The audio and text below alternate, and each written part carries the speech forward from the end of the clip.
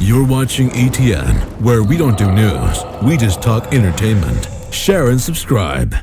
Hey guys, welcome to Entertainment Nation. No?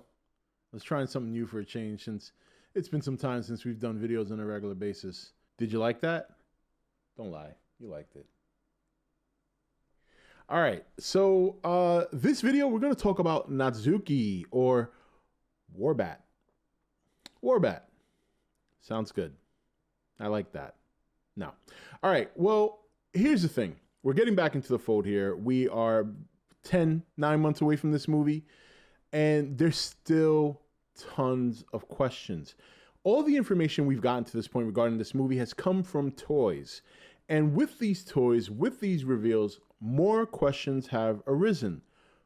Why is Nozuki now being called Warbat? What is Nozuki? Is he King Ghidorah that kind of transformed into an abomination from that one single head? What's the deal with Mechagodzilla? We've seen the toy and we've heard nothing else. So many questions. So many questions. But this video I wanted to concentrate on Nozuki, aka Warbat. I like Nozuki better, but we'll see as to why the name change, hopefully in the future during the movie. And before I did the video, I said to myself, all right, let's pull up a little bit of information we can find. You know, I know about the toy, but let's see what's out there, if any. And interestingly enough, I actually ran into this article on screenrant, of all places. Can you believe it? And this article, we're going to read it together because this is a pretty interesting theory and kind of reminded me of the end credit scene, The King of the Monsters. Now, it's a pretty long article, so I'm not going to read the whole thing, but I'm kind of going I'll show it to you guys. You guys might want to check it out. It was posted on Saturday.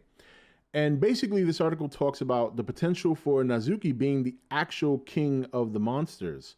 And he references, the person who wrote this article references that basically at the end of credit scene of Godzilla King of the Monsters, they talked about the fires being reopened, and they gave coordinates. And in these coordinates, now I'll pull this up here so you guys can read it with me. I want to get down to that part because that's where it really gets a little, and it's an interesting theory. I got to give credit where credit's due. I mean, I always smash on Screen Rant, but this was an actual decent theory because it did remind me of the end credit scene, and there were so many Easter eggs and so many things during those paper clippings, some of which I think we'll see come to pass, some of which I think were just that, Easter eggs and just some fun inclusions to the lore. But the final line of the redacted text message mentions, and I'm starting down here just so you guys can see, because this is where I kind of started getting interested in this article.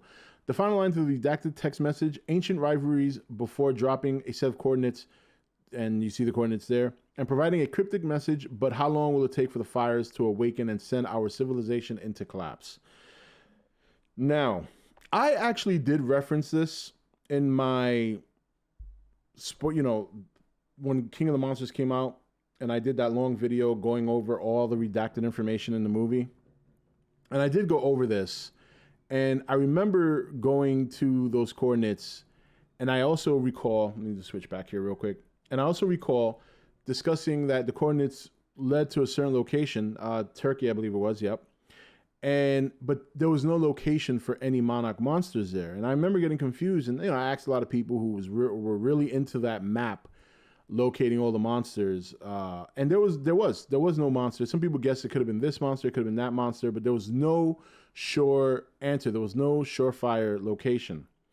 And this article theorizes that could be the location of Nozuki, and Nozuki could be a lot bigger threat than maybe most of us realize. And it talks about how he could be down in the Hollow Earth, and within the Hollow Earth, Godzilla, Kong, we all know that the Hollow Earth is going to be a big deal in this movie. They mention it in the new synopsis on the toys.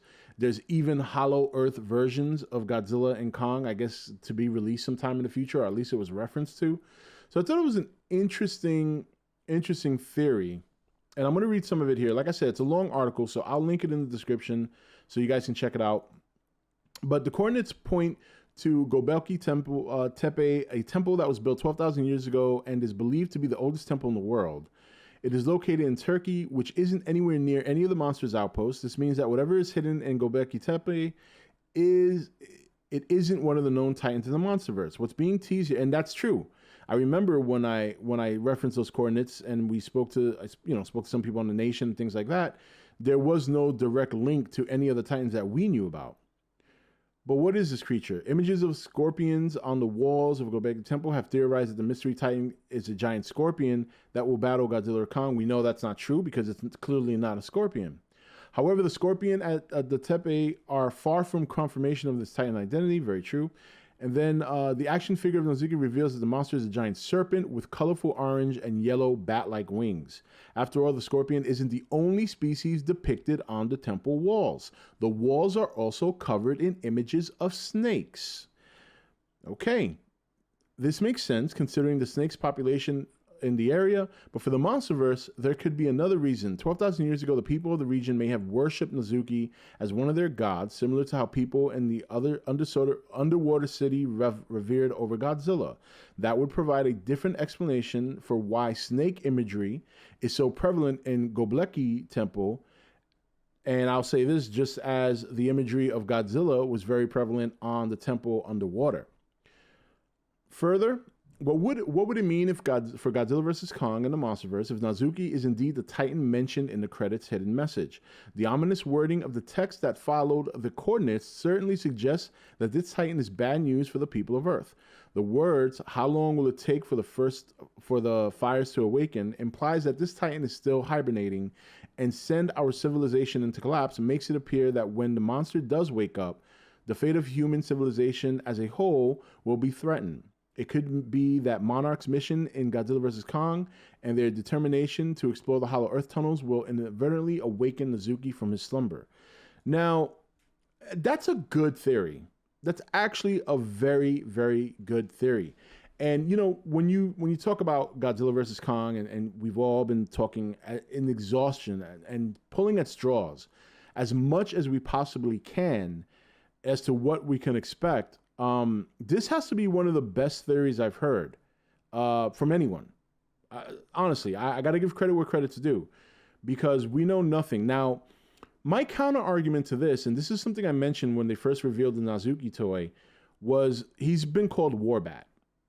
Now, when you look at the Titans and you look at their names, and I'm not talking about Godzilla or Kong or even Mothra, but even, look at Behemoth, look at Skylar, look at, all the other ones. They all have very unique, ancient, sometimes names linked to other lore that we know of. Warbat sounds like a designation. And when I say designation, I mean something that the military would name. Now, we know that the military have named the monsters before. That's how the Muto became to be. The general named them Muto, which obviously stood for Mass Unidentified Terrestrial Organism.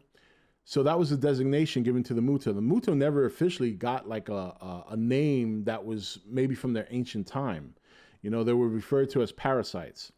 So Warbat sounds very much like a designation. Now, it could be that in the movie, they just decide to call it Warbat because they don't know what else to call it. Maybe it doesn't have an official name in the movie. Or it could be that the Ghidorah head, which we already know is going to be paid off in this movie. We've got confirmation of that from Michael Dougherty. I have a video referencing that. It's back there, but it's there. Maybe I will link it in the description if I can find it. But it was from like mid last year. And so one of the theories is that tampering with the King Ghidorah head is things screw up, and rather than regenerating back into a whole Ghidorah, it regenerates into this abomination that we now know as Nozuki. And the military, or rather the evil guys, led by Charles Dance's people, designated Warbat, and they can control it to some extent. Now the other theory could be that King Ghidorah has nothing to do with this new monster and has everything to do with Mechagodzilla, because we know Mechagodzilla is still in the movie. And perhaps, part of the plot of this movie is that the evil organization does use King Ghidorah to power a Mechagodzilla, which goes on a Titan hunting spree. Like, Mechagodzilla's whole purpose is to go down and hunt and kill Titans. We do know that there is going to be a character in the movie that is Dr. Serizawa's son who hates Titans, and he could be part of that movement.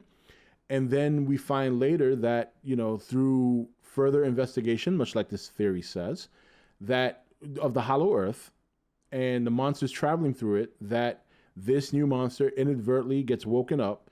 Mechagodzilla goes to take it down. It destroys Mechagodzilla, and this forces Godzilla and Kong to put aside their differences and fight this monster. When you put it all like that, that sounds very feasible. At the end of the day, we still don't know. And there's a lot of people who are still living by the word and the laws of Sayaka, and Sayaka has not mentioned any of this. So, again, I try not to put all my eggs in one basket when it comes to leaks. We have seen leaks come to pass, but we've seen more times than not leaks fail. More times than not, leaks are not accurate. What tends to happen is people tend to latch on to leaks because if the person who's leaking it is right one time, everybody tends to forget all the times they were wrong. And I go by percentages, and more times leaks are wrong than they're right. So even though Sayaka may have a good track record in some areas, I'm well aware that he's got a bad track record in others. So, and I know people will come to his defense, and someone in the comment section is going to say, yeah, but he got banned, and that means something. Yeah, that could possibly mean that he knew some things. But the question is, did he know everything? And everything he did know, is it still accurate? We won't know until we see the movie. But I just thought this was a pretty good theory. And that's really all we have right now. All we have are information about the toys. We have no other information. We got the new synopsis came from the toys. We know about obviously the Mechagodzilla. We know now about Nozuki. We know that the Skull Crawler's in the movie, which makes a lot of sense considering Kong's still on Skull Island, and there's going to be Skull Crawlers there. As to why they've grown as well as Kong, I hope we find that out as well. But I think Nozuki is going to be a very interesting kaiju to watch going into this movie, because on one hand, this could be a great theory that, while may not play out accurately, might be a little bit closer to what we might get, or it could be complete opposite, and Nozuki could just be cannon fodder that the military is trying to use, and the first time he fights Godzilla or Kong, he gets his ass handed to him. I do tend to lean towards the fact that there's going to be that one big Titan that we haven't seen yet that's going to be the ultimate Titan. Many may argue, well, that was King Ghidorah, but remember, according to the lore, King Ghidorah came to Earth from space, okay? And who knows what makes us think he necessarily came here for Godzilla? What if he came here for Nozuki? So interesting theory, and we'll obviously continue talking about other theories. There's some who still believe that there's an outside chance King Ghidorah might show up in this movie because of the whole regeneration thing. I tend to lean that may not be true. I cannot see one head regenerating a whole body, including two other heads. I just don't see that happening. But interesting stuff. I thought this was a good theory, and I wanted to share it and see what you guys think. I'll link the article in the description and see what you guys have to say. But until next video, this is Rob signing off for E.T.N, where we don't do news, we just talk entertainment. Take it easy.